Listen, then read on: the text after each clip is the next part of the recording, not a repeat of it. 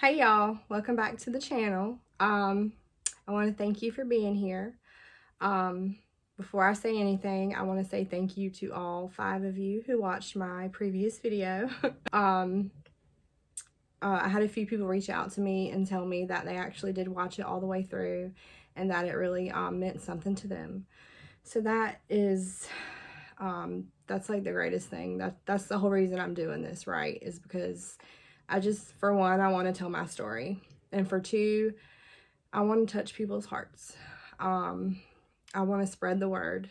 I'm on fire for God, as they say. I'm very early in my salvation, so I'm feeling very called at this point in my life to make these videos, to spread the word. And in today's time, YouTube videos seems to be the easiest way to do that. So I really want to say thank you to anybody who did watch, anyone who did subscribe, anyone who didn't watch or subscribe but still supports me in real life. That also means more than you know, just to hear the words of encouragement. It really does encourage me, and it gives me the confidence boost I need to be able to keep doing this. So, words of encouragement are always appreciated. And I just love you guys. Thank you so much. I have my laptop here. I wrote some notes, so if I look down, that's why. I also wanted to say that I'm definitely not doing this for subscribers, for clout, for any gain of my own, any monetization gain of my own, or anything like that at all. I don't care if 10 people watch these videos. If it touches one of those people's hearts, that is enough for me. So if you ever do watch these videos, something I say resonates with you, something I say does touch your heart, please let me know. Just leave a comment and say, hey, whatever this is X, Y, and Z you said, it made me feel good. And I can relate to that. So that would mean a lot to me. So, in my last video, part 1 of this, I guess you could call this part 2, I talked about just like a Cliff Notes version of my life, and kind of how we came to the point where we decided we wanted to start going to church. My husband planted the seed, remember? I think if I told you that in the last video. And so after, a few weeks of researching and talking about it and whatnot, we decided on a church. And the church that we decided on is actually a church that I passed on the way to my grandparents' house as a kid almost every day. I passed this church, and I always noticed it and remembered it, and I just thought it was beautiful, and I always saw lots of people outside, and for some reason that church just always stuck in my head, and I never really knew why until we were looking for a church, and that church was the first church that popped in my head. So we looked it up. We liked what we saw, and we decided to go. So today I'm kind of going to be talking about our first visit to our church, talking about our kids, their first time going, because it was kind of a culture shock for all of us, to be honest. But I can imagine for my children, it was even more of a culture shock because they had never been exposed to religion, to God, to any type of worship in general, right? So when you don't know what's going on and you got folks holding their hands up praising Jesus, you're looking around like, what are these folks doing? I was doing that. That's what I was doing. On my first day, everybody had their hands up praising the Lord. And I'm like, I didn't know we were supposed to do this. Do I need to put my hand up? Like, is this required? It wasn't required. But, everybody just was filled with the Holy Spirit, and that's what you do. So, anyway, I want to share this very, very personal story of salvation with you guys because, like I said, if it can help one person, give them that push they need. If it can help one person know that there's nothing they've ever done that can't be forgiven, you can come back from any type of lifestyle you've lived and find Jesus. That's what he wants you to do, okay? And actually, I'm going to be making a video. The next video that I put out actually will be a video about women in the Bible and how Jesus literally chose the outcasted, the stereotyped women of the Bible to be his apostles. And I think that's beautiful. If you think about the woman at the well, you know, she couldn't even go to the well with the other women because, you know, they hated her. They didn't even want to be around her. She was unclean, you know, all because she had a few husbands and she was living with a man who was not her husband. And that was the first person that Jesus proclaimed to be the Messiah too. The first person publicly. I mean, it was her. And she did a lot of good work spreading his word. And she did spread the word of Jesus to the Samaritans. I mean, mostly that was all because of her, right? And she was the last person anyone expected to hear that news from. You know, he didn't choose the most godly, perfect, cleanest, holier than thou woman, right? He picked the outcasts. And I think that's really important to talk about. It's especially when it comes to women. So, like I said, we discussed life up until 5 months ago, okay? So I kind of want to start with our first day or our first Sunday going to church. So I was nervous, of course. I'm nervous about everything. I'm always nervous to go to any place that has a bunch of people, especially a bunch of people I do not know. That will always make me nervous. I just put on a good front, right? So I was really nervous, especially considering the things that I had heard on my own over the years about how churches were and how they were run and how the people were. You know, it was the age-old story of all the people at church are hypocrites. They're going to judge you. You're not going to be welcome there because of your past. And I did worry about that because at that time I had no idea what to expect. I had no clue what to expect. My husband was excited. He doesn't really ever get nervous about anything. You're hard pressed to make him anxious, nervous, anything. He was actually really excited. And he is a people person. He is a talker. He would just walk up to a complete stranger and have a 30-minute conversation. I'm the complete opposite. I am a yapper, you know, but you got to be somebody real close to me for me to feel that way. I'm not ever just going to go up to strangers and start talking to them. It's just not in my nature. I don't do it. It's strange to me, but I love it for him. We love that for him.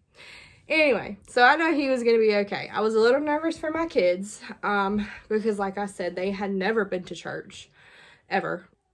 So I was kind of hyping it up, you know what I mean? I was like, you know, y'all are going to go to kids' church. And they're going to, like, play games. And there's going to be a whole bunch of other kids there. And you might learn a little bit about Jesus. And, you know, it's just going to be fun. You know, I was, like, emphasizing the fun. Kids were fine though. They were kind of indifferent about it. They were just like, okay, whatever, we're going to church, whatever. So I was really the only one who was extremely nervous about like getting out of that car and walking into that church. So much so that I made my family sit in the car for about 15 minutes before I worked up the courage to open the car door and get out. That's how scared I was. Because you have to think, I went from a life of complete anti-God, for lack of a better term. I wasn't atheist because I did believe in a higher power, but I didn't believe in God. I didn't believe in the Bible. I believed in none of it. So this to me was like a complete, you know, 180. It was just, I can't express to you in words how out of character this was for me to go to church, okay? Everybody I told was like, is something wrong with you? Like, are you having a mental breakdown? Like, do we need to go get a therapist? Are you off your meds? Like, I don't actually take meds, but you know what I mean. People are just like, what? Kendall's going to church? It's so weird. But, you know, at that time, I did not feel like explaining how I knew God was calling me to do that because I knew that they would look at me like I was crazy. So I just left it alone at that point. Anyway, I was apprehensive.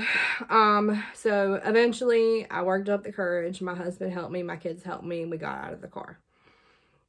And immediately when we stepped foot onto the sidewalk, out of the parking lot onto the sidewalk, the love, and I'm really going to try not to get emotional, and I do not want to be one of them people that's on YouTube. I'm really trying not to cry right now, but but it makes me emotional because I was really truly terrified to take that step. I was really scared to go to church because I had shame, you know. I had shame of my past. I had shame of things that I had said about God. I had shame about the way I had lived my life. I was just full of shame, and I was terrified. And so we stepped on that sidewalk, and they have a group of people outside, right as you come out off the parking lot onto the sidewalk, that we have a thing called the Dream Team. And there's always a group of people right there ready to welcome you. And as soon as they welcomed me, it was like this incredible peace came over me. And at that moment, I didn't know what it was, what to call it, right? But just this unmeasurable peace came over my soul. And I was like, wow, okay, these people seem really nice, you know, maybe I don't need to be scared. And so we kept walking, and I mean it was like every 5 feet there was someone telling us good morning. There was someone saying hello. They were introducing themselves. We were introducing ourselves. People were giving us hugs. They were saying hello to the kids. I mean, and you know, you can tell when stuff like that is genuine and when it's like a front, you know what I mean, or like a facade. And when I tell you this was the most genuine interaction I had ever had, I truly mean that. So after saying hello and introducing ourselves to like 30 people, we finally made it inside the doors. And when we walked in the doors, I'm not gonna name names because I don't know if people want to be named in these videos. But if I do get permission in a later video, I'll you know, name drop and give my girl a shout out. But when you walk in, there is like a table they have set up to the left, and it's for the new members, or you know, the new visitors coming to church. And so we walked up. We were just gonna go straight into the church, right? And she literally was like, hey, and we had signed up online, and we had let them know we were coming, like it's a form you fill out type thing. So they did know that we were coming. And she was like, hey, it's so nice to meet you. You know, my name is so-and-so. You know, welcome to the church. And she was just so kind. So kind. I mean, just a light. And I remember thinking when I was talking to her, I'm sorry, I'm really going to try not to cry, but I do get emotional about this. And I've never told her this, so if you're watching this, you know who you are. I should tell you, but now I'm saying it on a public video, so you know. But she gave us all t-shirts, and just at that moment, I could feel God's love radiating off of her. And I don't know how else to explain it other than it felt like God's love. And I'm sorry. So we talked to her for a bit, and like I said, that I've never felt more welcomed in a place in my entire life. I felt like I was at home, physically and in my heart. I knew I was in the right place. And my husband and my kids felt the exact same way. So, sorry, you guys. It's just an emotional thing, you know? So, I'm not even following my notes. So we found a seat, and this particular day, we ended up sitting, at, like, the third row from the front. We wanted to sit close. We didn't want to sit in the back. We wanted to be right front and center because we wanted to see the band and, you know, just be close. And, mind you, we sit in that same exact seat to this very day. But nonetheless, and I did mention this in part 1. This is a little side note real quick, but mind you, at this point, me and my husband had been going through a rough time, a rough patch in our marriage. Like I said, nothing crazy, nothing serious, just a rough patch. And so when we got there, we sat down, and I'm sorry, we didn't sit down, we stood up. The band, they have a band, and they started playing worship music. And I think within 30 seconds of that first song, and I'll never forget the song, it was I've Witnessed It. And I can't remember who sings it off the top of my head, but it's called I've Witnessed It. And I was sobbing. I was sobbing because I was feeling something that I had never felt in my entire life, ever. It was the feeling that I had been searching for my entire life. At the time, I didn't know what it was, right? But it's soon I realized that I was literally feeling the Holy Spirit for the very first time that day, that Sunday, listening to that song, standing beside my family. I let it all out. I let it all go right there in that moment. It was like every emotion, every trauma, every bad thing that had ever happened to me. It was like God was telling me, it's okay. I'm here. I have you. Let it out. And that's what I did. That's what I did. And I don't think there will ever be any words to describe that moment. I just can't. It was not sad at all. And I mean, I was crying, but it was a happiness. It was like relief to finally let all of the hurt in my life go. In that one moment, all it took was 15 minutes of being in that church. And I felt God, I felt the Holy Spirit for the very first time. And I'm like, dang, this is what I've been missing? How silly was I? How dumb was I to question our Lord, you know? And I was punished for it for a long time, because I'm not saying punished by God, but I was punishing myself for not believing in him, because I had been told, and people told me that, you know, God's love is the greatest love you'll ever know. It's the most unconditional. It's the most true. It's everything. And I never ever understood that until that very moment. And so as I'm boohoo crying, I look over at my husband, and he is doing the same thing. He's boohoo crying. And if you know my husband, you know he is not a man who shows emotion. And if like I said, I'm going to be very honest and open on this channel. That was part of the reason why we were having a rough patch, was because of communication issues and like not accurately conveying emotions, right?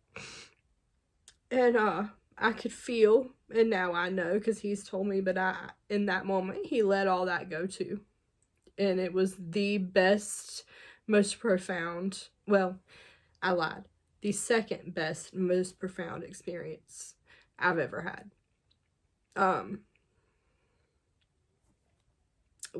After the service, people were giving us hugs, and, you know, a little girl walked up, well, not a little girl, she's a teenager, walked up to me, and she's like, "You look like you need a hug." I was like, "Yeah, I think I do." So she gave me a hug, and that was really sweet and kind of her, and I'll always remember that, that act of kindness, that sweet gesture that she did, because she could tell that, we were going through it back there. So anyway, we really, really enjoyed that first Sunday. And it was like that whole week, it was like the most natural, pure high of my entire life. And I hate to compare it to a high, but that's the only way I can describe it. It's like the feeling of joy and love and happiness that I had been searching for my entire life. Just like that. I had it. You know, I just had it. I mean, me and my husband both were just like on cloud 9 that entire week. We could not wait until Sunday. Like, we was asking the pastor right before we left, "Did y'all have service on Wednesday night? Because we want to come." They don't, but we were hoping for it. But so we were so excited for that next Sunday. And that next Sunday was Mother's Day. So we had a wonderful day then. Pastor Beth, our pastor's wife, preached that day, and that was a wonderful message. I really enjoyed that. So the following Sunday, this is the point where I'm going to tell you the very personal, very profound, next to getting baptized, most important, amazing, all the good words experience that I've ever had. And this is a pretty crazy story.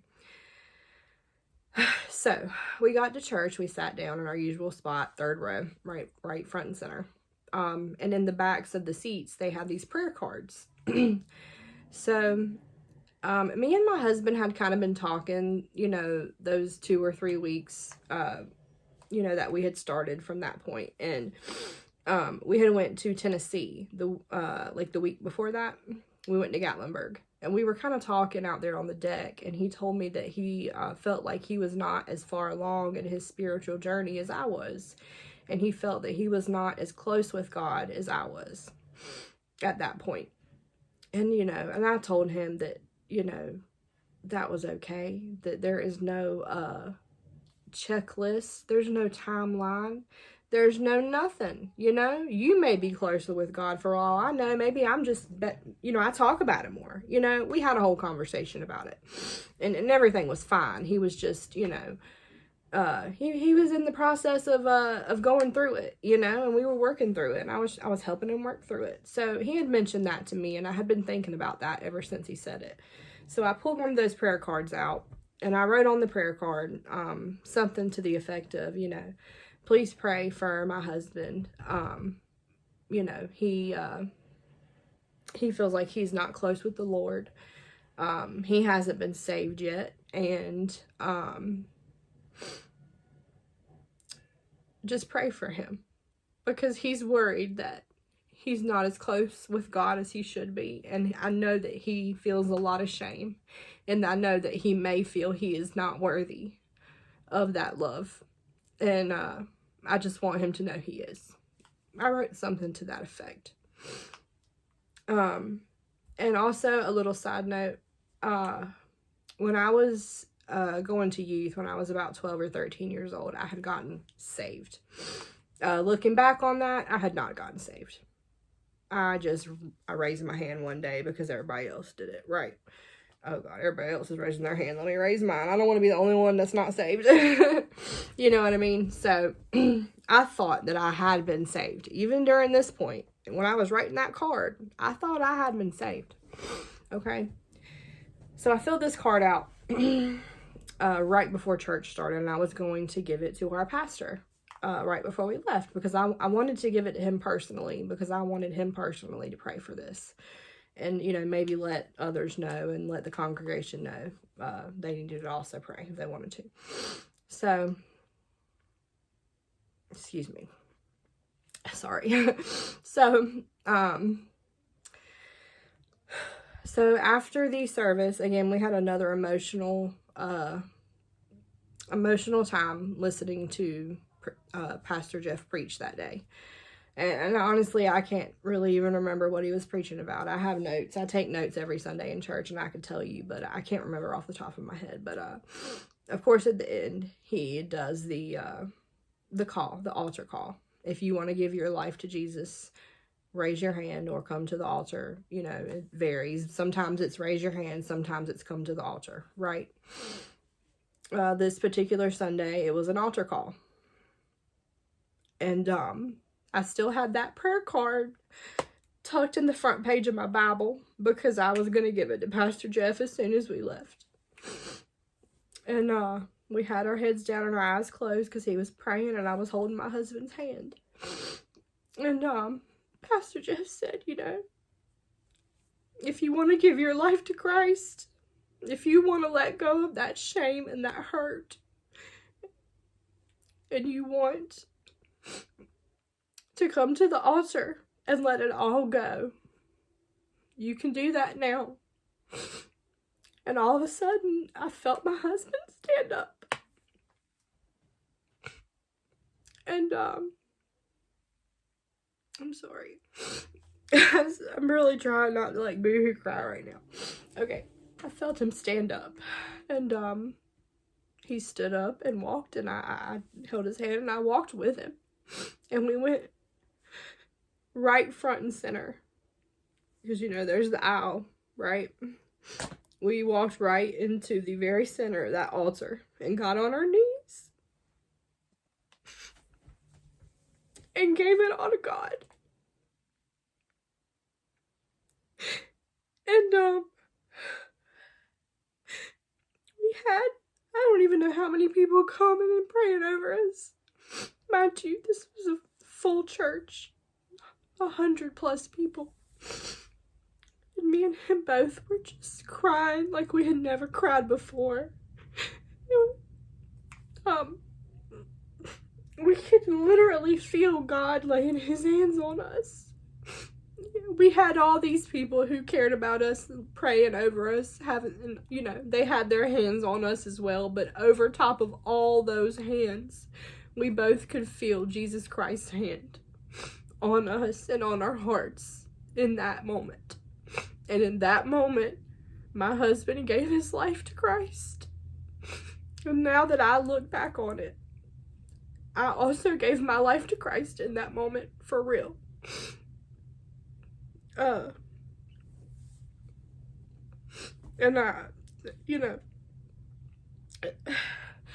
I could say so much about that moment, but honestly, there are no words that could ever and will ever describe the way it felt to let God into our hearts and our lives and change us. It was it was the most profound moment of my entire life. Hands down, bar none. I mean, I can remember it right now, just on my knees at that altar, just letting it all go and looking over at my husband, and he is just letting it all go. And to be able to do that together, it's like something I could never even imagine. It's one of those prayers that was answered that I didn't even pray for. You know, God led us down all these paths in both of our lives, separately and together, for us both to end up at that one church, in front of that one altar, in front of that one God, the only God. And that was a very, very special moment. And you know, I don't even know what else to say about it. I want to be able to get my husband on here soon, hopefully, and have him kind of tell it from his perspective, because mind you, this is all from my perspective. This is what I saw and what I felt. You know, maybe he could have felt something different, saw something different. And I do want him to be able to tell his story when he's ready. And I promise he will be on here when he's ready. Because I know I had somebody ask me or tell me they really wanted to hear his story. So I will get him on here, and he will in his own time. But so after that moment, we were saved. We gave our life to God on that random Sunday, out of the blue, you know, right there in front of everybody. Bold. We were bold in our faith in that moment. And it's something I'll never forget. And I can't tell you how proud of my husband I was, because we had that conversation in Tennessee, and he had told me he was worried that he was not going to be able to do this, that he wasn't sure if he believed in God yet. And it's like God literally reached down and told him, "My son, I'm here. Believe in me. Please, I've got you. I have got you." And it's almost like that's exactly what happened.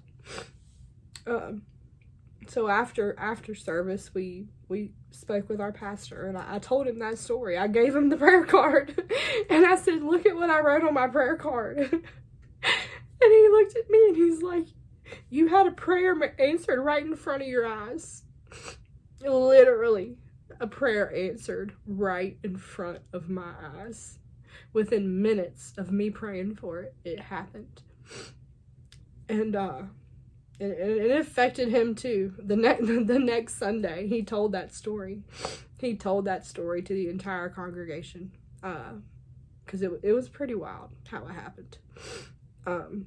So anyway, it's getting late. I need to get my kids to bed. Hopefully this video was not all over the place. Like I said, I have a lot I want to say, and I kind of flip-flop back and forth, and I forget parts, and so I'm working on it. I'm making notes. Hopefully I'll get in a better rhythm. I'm actually going to get my 10-year-old to help me edit these videos. Why is a 10-year-old better at this than me?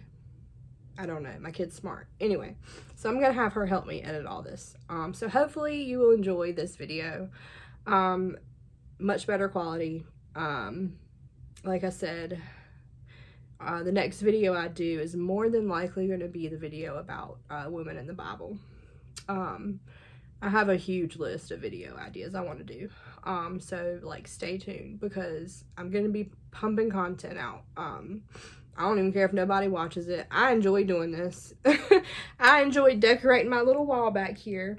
I enjoy sitting in front of this computer and talking and just letting it out. You know, it's therapeutic for me. So if you like this video, if anything I said resonated with you, you know, drop me a comment. Let me know. Say, "Hey girl, I totally relate when you said this and this and this," and you know, anything. You can say anything to me. A question, you know, I'm definitely not a theologian. I think that's how you say it, by any means. But I know a little bit, enough to be able to answer basic questions at the very least. So, I hope y'all enjoyed this video. Please like and subscribe. It would mean a lot to me. It really would. Like I said, it's not about subscriptions or likes, but the more likes and the more subscriptions I get, the better chance I have of getting the word of God out there. So, I hope you guys enjoy this, and I hope you have a great night. Thank you.